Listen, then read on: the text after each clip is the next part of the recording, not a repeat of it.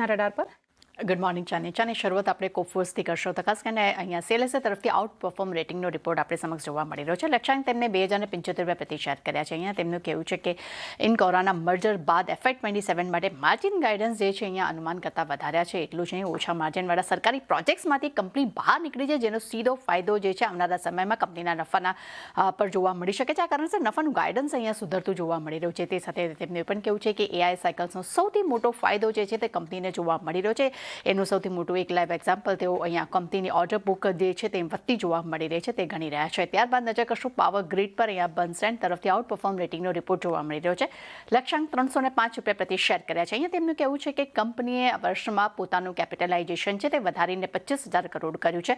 સાથે તેમનું એ પણ કહેવું છે કે TPC-B પ્રોજેક્ટ્સમાંથી ઊંચા ઇનપુટ ખર્ચ અને અમુક જે ઘણી બધી મુશ્કેલીઓ છે તેઓ આવનારા સમયમાં તેનો કદાચ એક પડકારનો સામનો કંપનીને કરવો પડી શકે છે, પરંતુ ખાસ કરીને ટ્રાન્સફોર્મેશન અંગે મેનેજમેન્ટને સુધારવાની અપેક્ષા તેઓ રાખી રહ્યા છે. સેલેસે તરફથી અહીંયા પાવર ગ્રીડ માટે આઉટ પરફોર્મ રેટિંગના રિપોર્ટ સાથે લક્ષ્યાંક આપણને ₹324 પ્રતિ શેર અહીંયા જોવા મળી રહ્યા છે.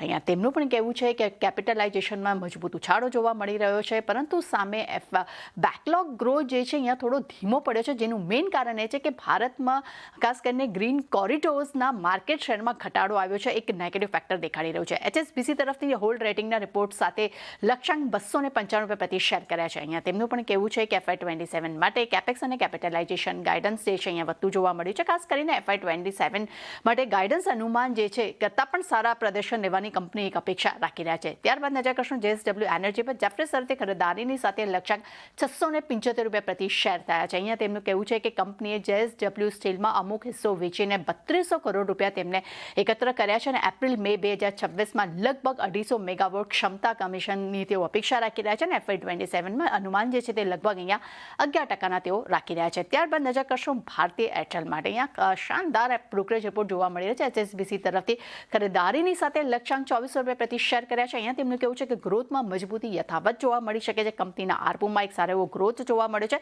જેનો સીધો સપોર્ટ ગ્રોથ પર જોવા મળી રહ્યો છે. સાથે તેમને પણ કહેવું છે કે ફ્રી કેશ ફ્લો અને ડિવિડન્ડ ગ્રોથમાં એક સારો એવો સુધારો જોવા મળ્યો છે અને સૌથી ઇમ્પોર્ટન્ટ ફેક્ટર જે રહ્યું છે તેમનું કહેવું છે કે એરટેલ આફ્રિકામાં હિસ્સો વધારવાથી યોજના EPS જે છે તે અહીંયા પોઝિટિવ લાગી રહી છે. ત્યારબાદ નજર કરશું વોડાફોન આઇડિયા પર. નોમુરા તરફથી રેટિંગ ડાઉનગ્રેડથી અહીંયા ન્યુટ્રલ કરવામાં આવે છે. લક્ષ્યાંક તેમને ₹12.60 પ્રતિ શેર કર્યા છે. અહીંયા તેમનું કહેવું છે કે કંપનીના પરિણામ લાઈન રહ્યા છે. ખાસ કરીને મુખ્ય જોખમ જે છે તેમને સબસ્ક્રાઇબર્સ જોડવાની જે સંખ્યા છે ધીમી છે અને આરપુના ગ્રોથમાં પણ જે નરમાશ જોવા મળી રહી છે એક ફેક્ટર તેમને લાગી રહ્યું છે.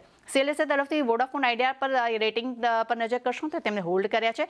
લક્ષ્યાંક તેમને ₹13 પ્રતિ શેર કર્યા છે. અહીંયા તેમનું કહેવું છે કે Q4માં કંપનીની આવક QOQ ધોરણે સ્થિર છે, વાર્ષિક ધોરણે 3% છે. મોબાઈલ આરપુમાં QOQ ધોરણે લગભગ 1%નો ઉછાળો છે, તો વાર્ષિક ધોરણે 6%નો ઓવરઓલ ઉછાળો અહીંયા જોવા મળી રહ્યો છે. પરંતુ ખાસ કરીને CEOનું કહેવું છે કે કંપની 45,000 કરોડના રોકાણ માટે જરૂરી દેવું એકત્ર કરવાની પ્રક્રિયા પર અત્યારે લાગી ગઈ છે. ડોક્ટર રેડ્ડીઝ તરફથી HSBC માટે ખરીદારીની સલાહ સાથે લક્ષ્યાંક ₹1480 પ્રતિ શેર અહીંયા કરવામાં આવ્યા છે. અને છેલ્લે નજર કરશું એ છે અદાની પાવર. જેફરી તરફથી ખરીદારીની સલાહ છે.